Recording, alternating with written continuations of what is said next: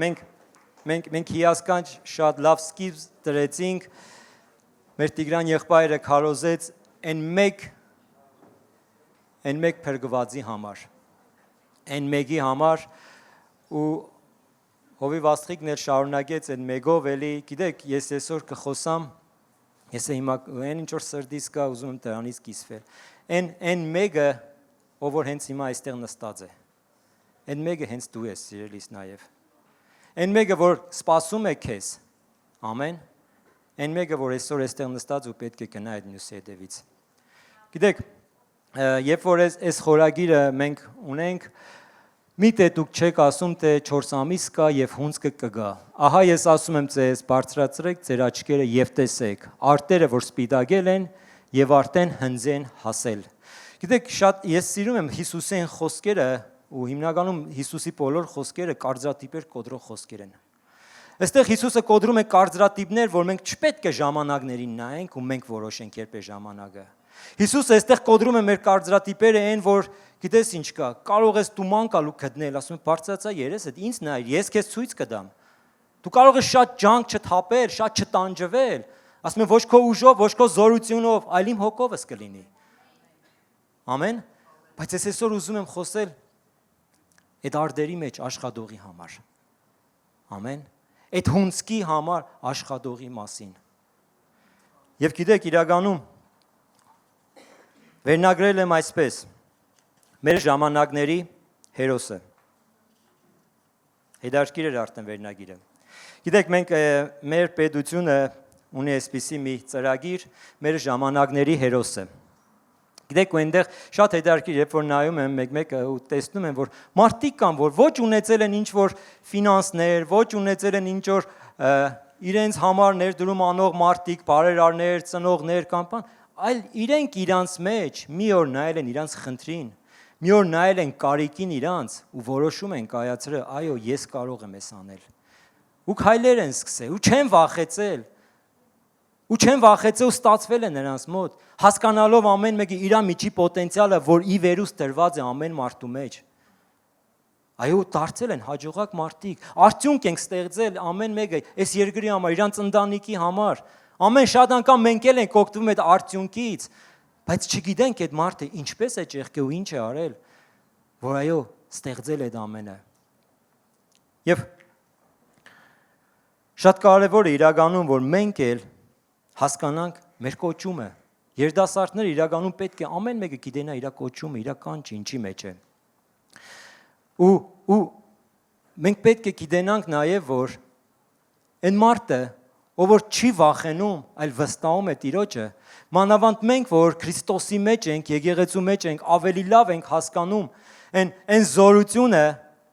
այն ներգործությունը Քրիստոսի մեր կյանքերի մեջ, որ Աստված չի թողում, որ մենք պարտված դուրս գանք, այն ինչ որ նրանից ենք լսել ու անում ենք, մենք ավելի համարձակ կքայլենք։ Ես այն մարդկանցից եմ, ով որ սիրում է քարոզների ժամանակ պատմություններ պատմել, առակներ պատմել, կամ արտորելի սիրում է պատմություններ ու առակներ լսել կամ պատմել։ Ամեն։ Կսկսենք մի պատմությունով, իրականում սա մի որոշ ժամանակ առաջ եմ լսել։ Մի քարոզիչ իրականում գնալով շրջագայելով տարբեր տեղեր, մի անգամ ասում է Ամերիկայում էի ու մի կոնֆերանսի ժամանակ տեսնում եմ, ասում է վկայության ժամանակ մի մեծահարուստ մարդ է բարձրանում ու պատմում է իր վկայության մասին։ Ասում է ես մի անգամ գնացի շրջագայությամբ Ավստրալիա եւ այնտեղ ասում է իմ հանգիստ անցկացնելու ժամանակ մի պատանի ասում է ձեռքից մեջ մի գրություն գրեց, թողեց ու փախավ ասում է։ Ու ասում է այդ գրության մեջ գրված էր այսպես. Արդյոք դու գիտես որտեղ ես անցկացնելու քո հավիտենականությունը։ Ու հաջորդ երեսին գրված էր ապաշխարության աղոթք։ Ու ասում է այս տողերն ու այս խոսքերը իմ կյանքից մեջ փոփոխություն բերեց։ Ու այդ մեծահարուստ մարդը իր ընտանիքի հետ, իր բարեկամների հետ եկեղեցում էր, ու ասում է ես դրանից հետո որոշում եմ կայացրել, որ Աստծուց չեմ հեռանա, որ իմ հավիտենականությունը գիտենամ որտեղ եմ անցկացնելու։ Ու հետո այս քարոզիչը գնում է Եվրոպա ու այնտեղ ինչ որ մի կոնֆերանսի ժամանակ էլի մեկին է տեսնում մի բարձրաստիճան պաշտոնյայի, ով որ վկայում է, որ Իրան Ավստրալիայում ինչ-որ գործնական հանդիպման ժամանակ ասում է գրբանումս երեկոյան տեսնեմ, որ գրություն էր գրած դրած։ Ու էլի նույն խոսքերը, նույն տողերը։ Արդյոք գիտես դու որտեղ ես անցկացնելու քո հավիտենականությունը։ Եվ էլի այդպիսի մի անգամ էլ նա մի սպորտսմենի մոտ է տեսնում այդ վկայությունը, լսում է սպորտսմենից, որ էլի Ավստրալիայում է այդպիսի բան պատահել նրա հետ։ Ու այս քարոզիչը որոշում է, ասում է՝ լավ, կգնամ Ավստրալիա, ես է կհանդիպեմ ու կիմանամ, այս ինչ լավ պատուղ է բերում այս տղան, որտեղից նրան այսպիսի կրակ, այսպիսի մտքեր։ Ու գնում է Ավստրալիա, կոնկրետ Սիդնեյ քաղաքում էս դեպքը տեղի ունեցել, ու ասում է՝ այդ փողոցը գիտենալով այդ փողոցի վրա գնում գալիս է մինչև երեկո ոչ մի բան չի կատարվում։ Ասում է՝ լավ, գնամ հանգստանամ, վաղը կգամ, էլի ես ուզում եմ այդ տղային տեսնել։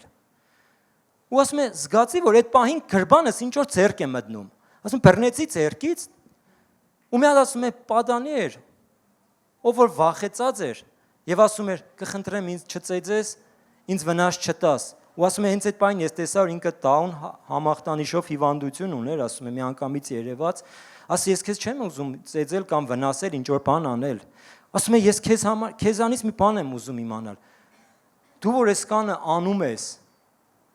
դու ինչ որ եկեղեցի կամ ինչ նպատակով կամ ինչպես ես անում այսպեսի, ասում է՝ ես հաճախել եմ եկեղեցի ու ասում է՝ գիտեմ, որ պետք է քարոզել Քրիստոսին ամեն մարդու, բայց ասում է՝ քանի որ ես հիվանդ եմ ու չեմ կարող ոչ գրել, ոչ կարդալ, ոչ քարոզել ծանրալեզու եմ, ասում է՝ խնդրել եմ եկեղեցու քույրերին, ասում ես գրեն այսպիսի տողեր ու տան ինձ, ես կարող եմ մենակ բաժանել, բայց ասում է՝ գիտեմ, որ այս բաժանածս երևի թե հեշտմարտել պետք չի եկես կան ժամանակ, մենակ ինձ անցել է բաժանել, ես է բաժանել եմ։ Ու գիտեք, այս մարդը ասում է՝ լսե, դու չգիտես քո պտուղներն ամբողջ աշխարհում քո մասին է խոսում։ Ամեն։ Դու չգիտես դու ինչ ես արել մարդկանց կյանքերի մեջ, այդ մի փոքր այն գրվածքով, որ դու գրել ու փոխանցել ես։ Սիրելիս, դու չգիտես մարդկանց կյանքերի մեջ ինչ կանես քո վարքովդ, քո խոսքերովդ, քո պահվածքովդ ու քո հավատարմությունովդ, բայց կգա ժամանակ, Տերը քեզ կասի դու ինչ ես արել, այնպես որ երբեք չկանգնես ճանապարհի կեսին։ Արեք բացենք 2 Կորինթացիս 2 գլուխը։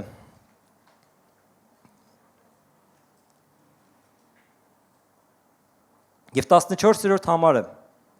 2 Կորինթացիս 2 գլուխ եւ 14-րդ համարը։ Բայց շնորհակալություն Աստծուն,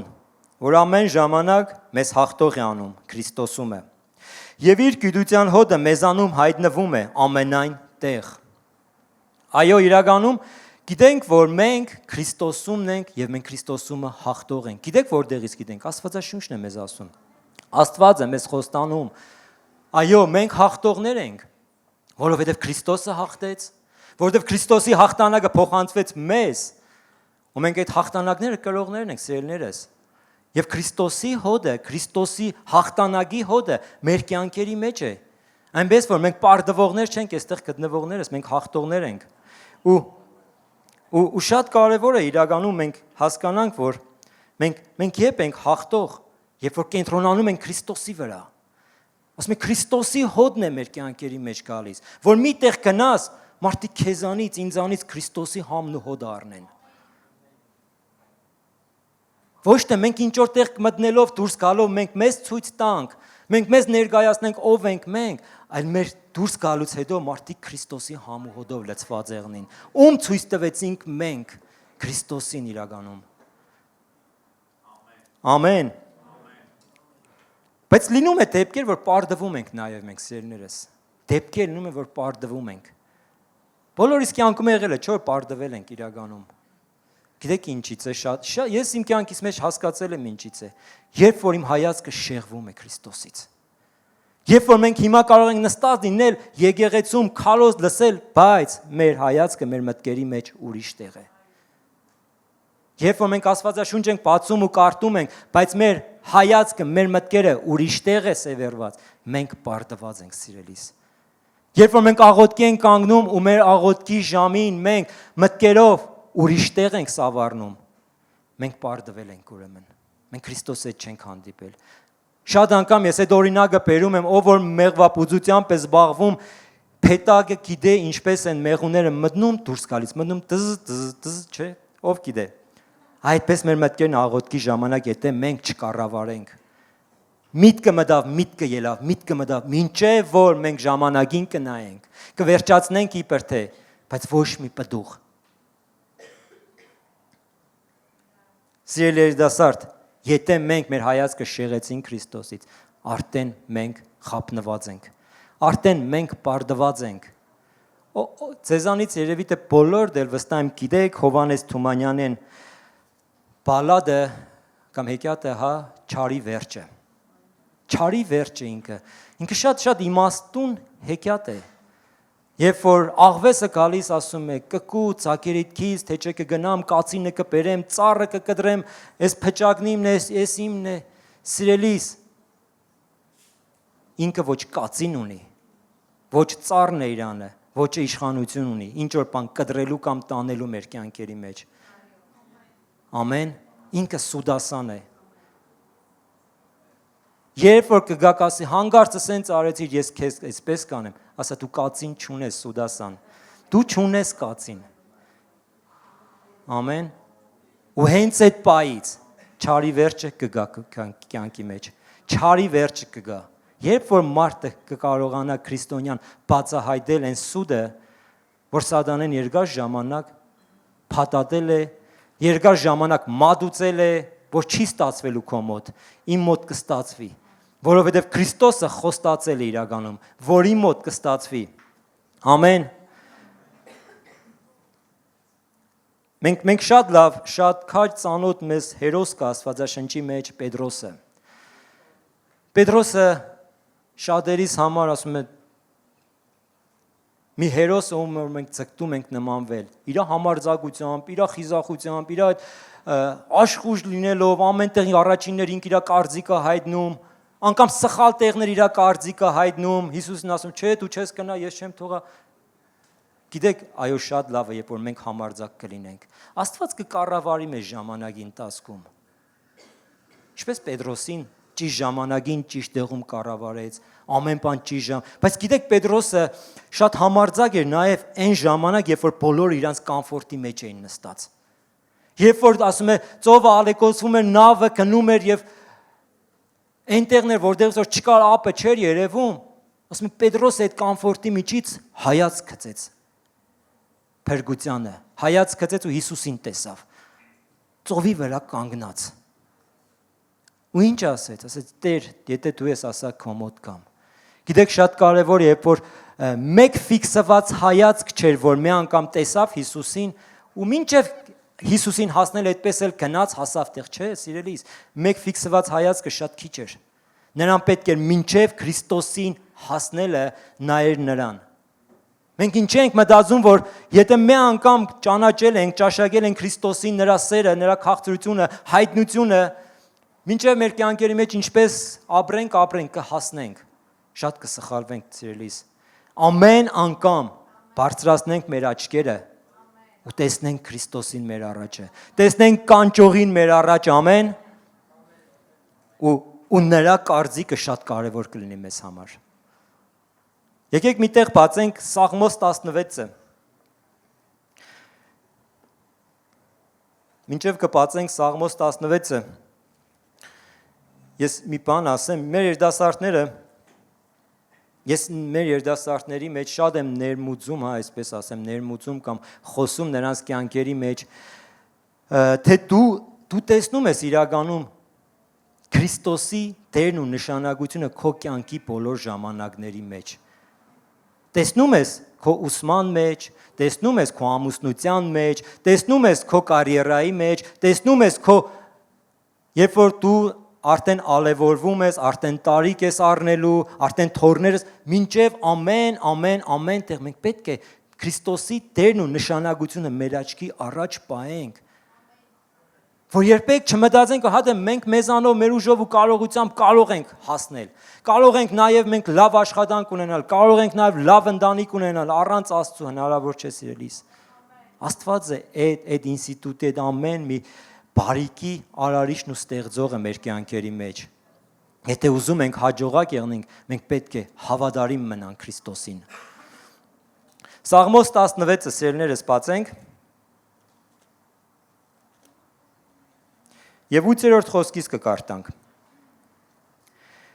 Ես Տիրոջը դրի իմ առաջին ամեն ժամանակ, որովհետև նա իմ աջ կողմն է, ես չեմ սասանվի։ Սրա համար իմ սիրտը ուրախ է եւ իմ փառքը ցնծում է եւ մարմինս էլ հույսով կբնակվի։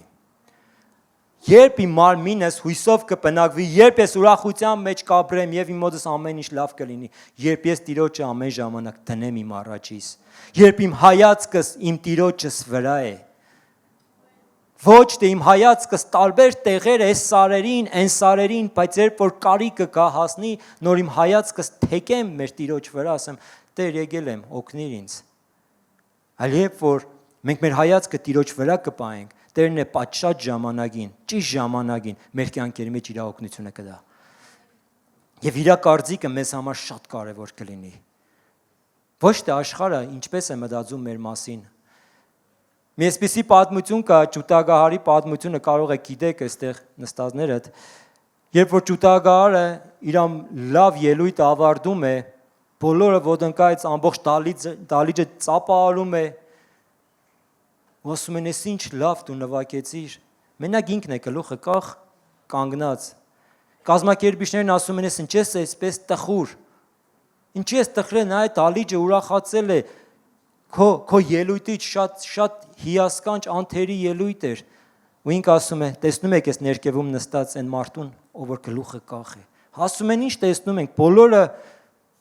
ծափահարում են, բոլորը գոհ են, այդ մի մարդը որ ինչ որ գոհ չէ, ասում է, չէ, այդ մի մարդը իմ ուսուցիչս է։ Եթե ինքը դժգոհ է, ուրեմն ես մի բան սխալ եմ արել։ Եթե ինքը դժգոհ է, ուրեմն բոլորի ծափահարությունները ինձ համար այդքան էլ կարևոր չեն։ Եթե ինքը դժգոհ է, կապ չունի թե ով է մեզ ծափահարել։ Եթե քո հովիվը քո ծառայությունից դժգոհ է, մի մտածի, որ հա, այն քույրդ քեզ ասեց, էս ինչ լավ ես ծառայել, կամ է մյուսը։ Գիտես, իրականում մենք պետք է գիտենանք, որ այո, Աստծո կարծիքը մեզ համար ավելի թանկ է ու ավելի կարևոր է, քան աշխարհի ծապերը, քան աշխարհի գովկը մեր մասին։ Ամեն։ Մի հերոսի են վերցրել Աստվածաշնչից, ով որ շատ նման է երդասարտի, ով երդասարտի բնավորություն ունի։ Գիտեք ով է այդ հերոսը։ Հովնանը։ Ինչով է նման երդասարտի կամ երդասարտի բնավորություն ունի Հովնանը, օրինակ շատերդ հասկացաք, չէ։ Միշտ սիրում էր սողոսկրել։ Միշտ իրան տված հանձնարարությունը ուզում էր մի քիչ ծռեր, հետո տեսնում էր շատ էր ծռվել։ Մինչև Աստված էլի բերում էր ներքև, էլի բալանս էր բերում, էլի մոդը մի բան շեղվում էր։ Գիտեք, այսպես է, ով ունի այսպիսի բնավորություններ։ Ինձ թվում է բոլորիս մեջ է կամ մի փոքր այսպիսի բնավորություն, որ ուզում ենք թերի անել, կամ վախվորված ենք անում, ինչ որ բաներ անում ենք, կամ այնքան ենք մտածում, որ անցնում է ժամանակը չենք էլ անում շատ անգամ, չէ՞։ Ու Հովնանը այդպիսի մարդ էր, բայց հիասքանչ մարդ էր իրականում, ում որ Աստված ընտրել էր։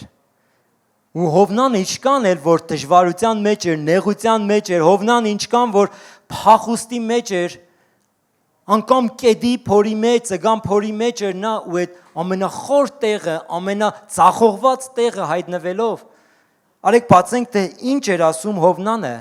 2-րդ գլուխ եւ 4-րդ խոսքը Հովնան։ Հովնանի մարգարեություն 2-րդ գլուխ եւ 4-րդ համարից կկարտանք։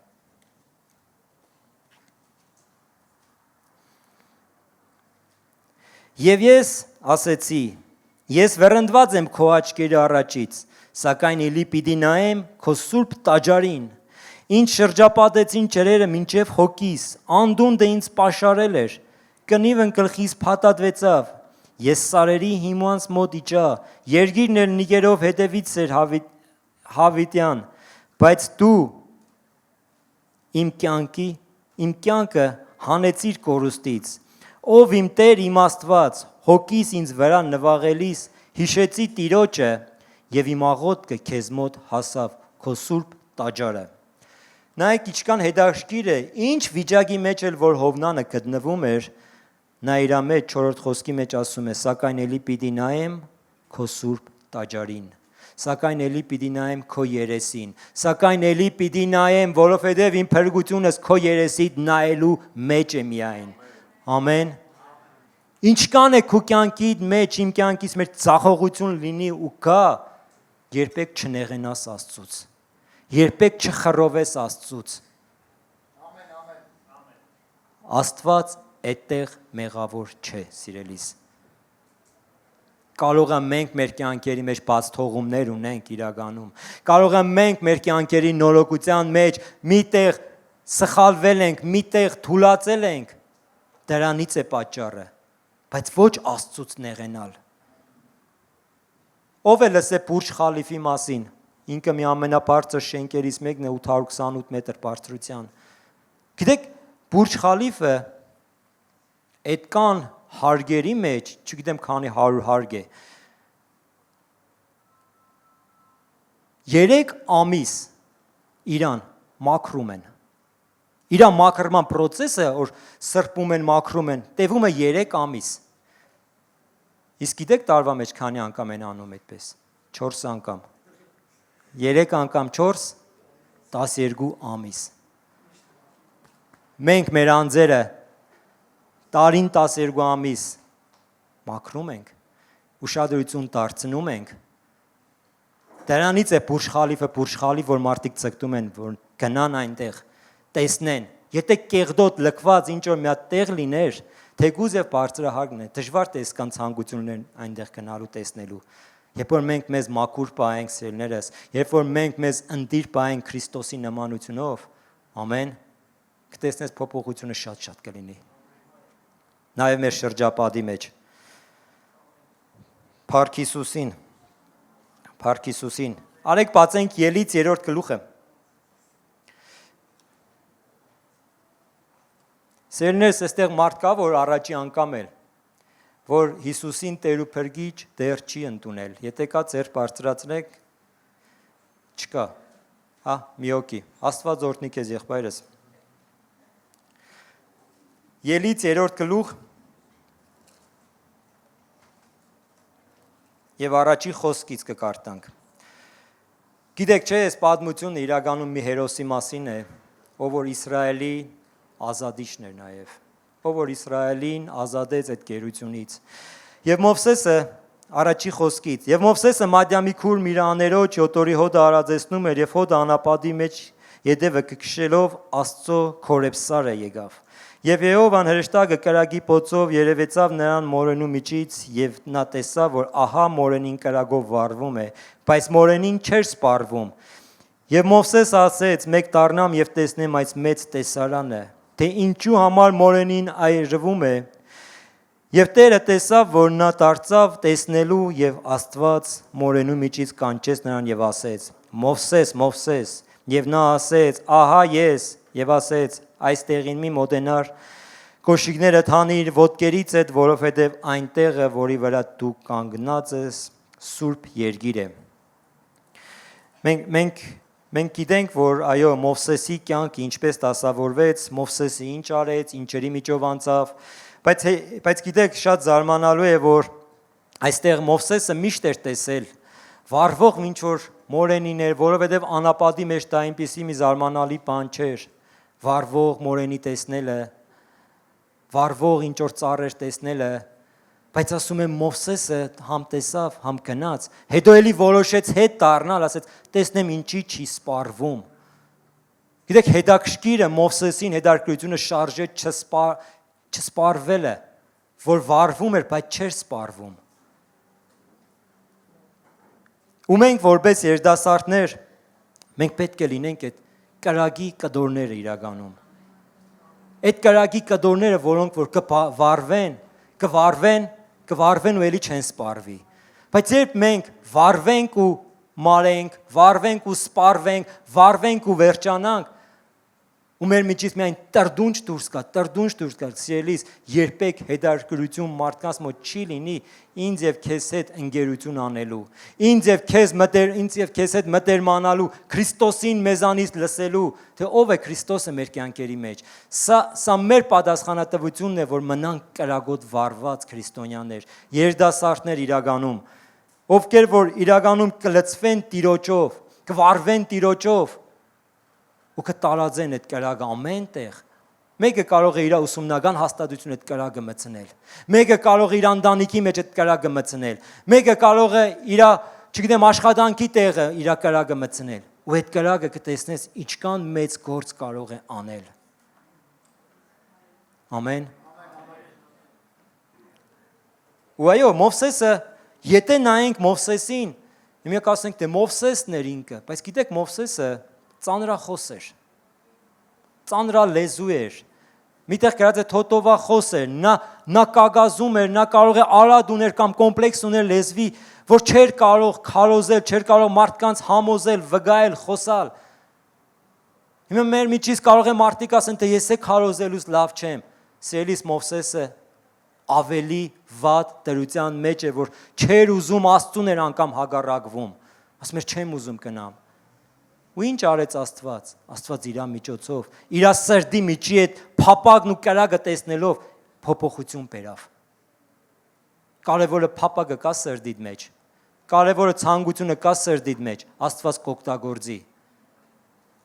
Ով որ գիտի Սմիթ Վիգլսվորդին, երբ որ իր կյանքի վկայությունն ես կարդում, գիտեք ինչպես է, Սմիթ Վիգլսվորդը մեծ լսարանների առաջ չէր քարոզում հիմնականում։ Նա խոժոր դեմքով եւ լեզվի արադ ունեցող մի մարդու էր նման, ով որ չէր կարող քարոզել մեծ հանրության առաջ, ու նրա կինն էր հիմնականում քարոզողը։ Ամբողջ եկեղեցու իրան ծառայությունները, ասում է երկար շատ տարիներ իր կինն է քարոզել։ Ինքը մենակ կարողացել է շփվել մարդկանց հետ առանձին, անհատական շփումով է աշխատել մարդկանց հետ։ Մինչև որ այնքան որ Տերը նրա լեզունել է բացել, Տերը նրան օձելել այդ պարգևի մեջ, ու մենք այսօր իրան ասում ենք հավատքի քարոզիչ Սմիթ Վիգլսվորդը։ Ամեն։ Փառք Հիսուսին։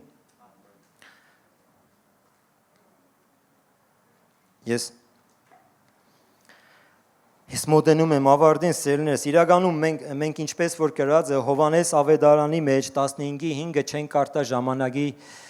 խնայելով ժամանակը, բայց այնտեղ էսպիսի մի բան է գրված. ով որ մնա իմ մեջ եւ ես նրա մեջ, շատ պտուղ կբերե։ Տեսակ մեր արդյունքը, մեր պտուղ բերելը որտեղ է ու ումից է։ Քրիստոսի մեջ մնալուց, սիրելիս։ Մնա Քրիստոսի մեջ։ Մնա կբաց Տիրոջի չհեռանաս, դու պտղաբեր կլինես։ Այդ երաշխավորում մեր Տեր ու Փրկիչ Հիսուս Քրիստոսը։ Ամեն։ Իրականում հունձկը մեզ է սպասում։ Հունձկը սպասում է երիտասարդներ քեզ ու երբ որ շատ անգամ մեր երիտասարդները գալիս են բողոքում են, թե գիտեք ինչ կա, մեզ այս ուսումնական տեղը կամ աշխատանքի տեղը մեզ նեղում են, չեն հասկանում, մեզ չեն ուզում ընդունեն, որ մենք հավատացյալ ենք, ծաղրում են, ասում եմ ուզում ես լավ լինի այդ քու տարածքդ որտեղ որ դու կաս, ասում եմ հա ուզում եմ, ասում դարձրա քեզպես բոլորին։ Ինչպես մի օր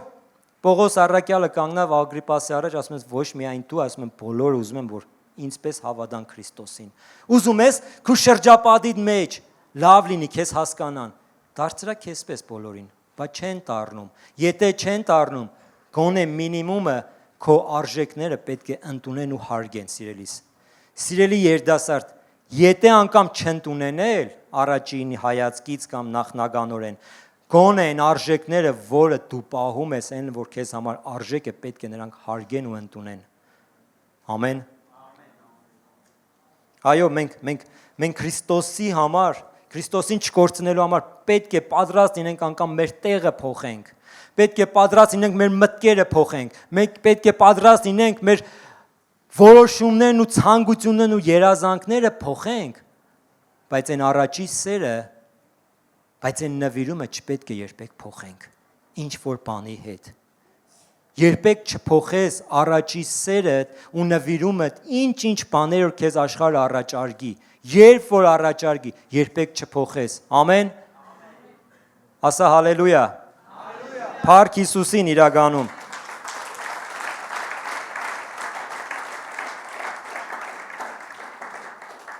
Եվ մի տեղ էլ կկարտանք Եսայա 40 արեք բացենք։ Եսայա 40 եւ 29-րդ համարը։ Եվ նա կարողություն չունեցողին զորություն է շատացնում։ Եվ երիտասարդները կհոգնեն եւ կվաստակեն, եւ ընտիները կթուլանան, թուլությունով կթուլանան, բայց Տիրոջ ապավինողները կնորոգվեն ուժով, թևերով վեր կսլանան, արձիվների պես, կվազեն եւ չեն վաստակի, կգնան եւ չեն հոգնի։ Գիտեք, շատ հետաքրքիր, այո, բոլորը կարող են հոգնել։ Բոլորը կարող, երիտասարդները, ընտիրները կարող են թուլանալ, բոլորի կյանքում կարող է գալ թուլություն։ Բայց մի բարի լուր ունեմ սիրելիս քեզ համար, քեզի նորոգող կա, քեզ ուժովացնողը քո կողքն է, քո մեջ է, ամեն։ Երբեք այդ թուլության մեջ չհամակերվես ու չնստես, ինչպես մենք մի բան ունենք, այսպեսի ասացված, մի մութ սենյակում տխուր նստած լալիս, այդպիսի վիճակ չկա, թուլացել ես, զորացնողը քո կողքն է։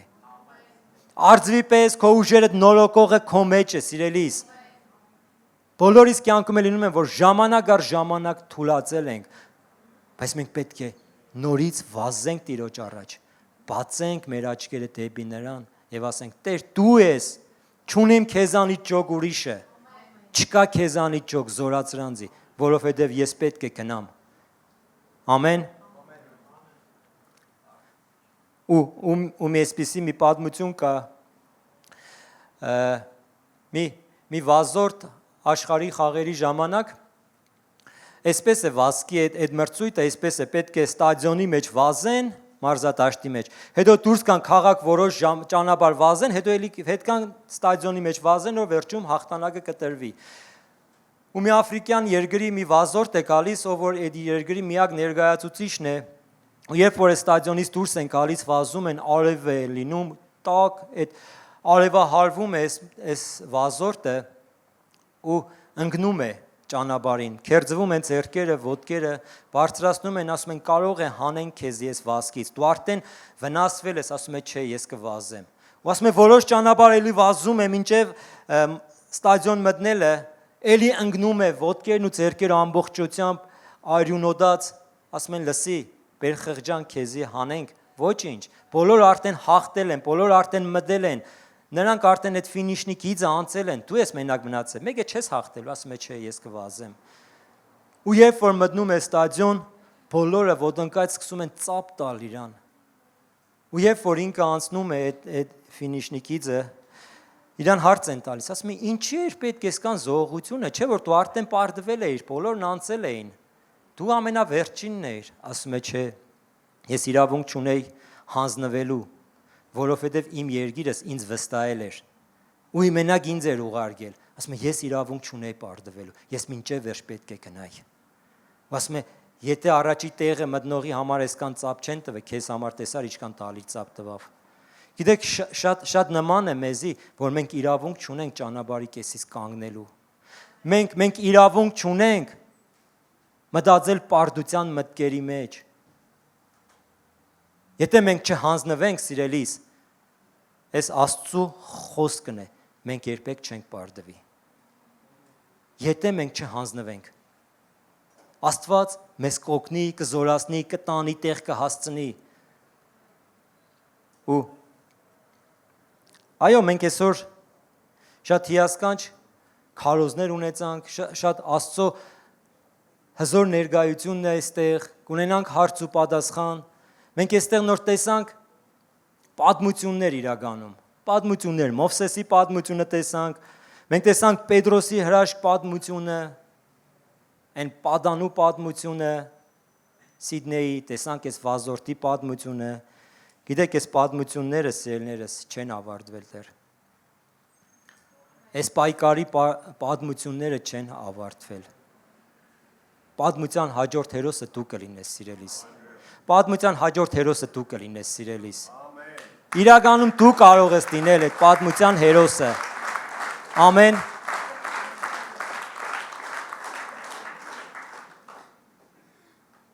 Ամեն ժամանակների հերոսը մեր Տեր ու Փրկիչ Քրիստոսն է, բայց այս ժամանակների հերոսը դու կարող ես լինել։ Մեր ժամանակների հերոսը դու կարող ես լինել։ Եվ այո, մենք մեր կյանքով մի հետք կթողնենք։ Մենք մեր կյանքով հաջորդ սերունդներին պետք է թողնենք մի լավ ժառանգություն, մի լավ հետք, որպես Աստծո հերոսներ։ Ամեն։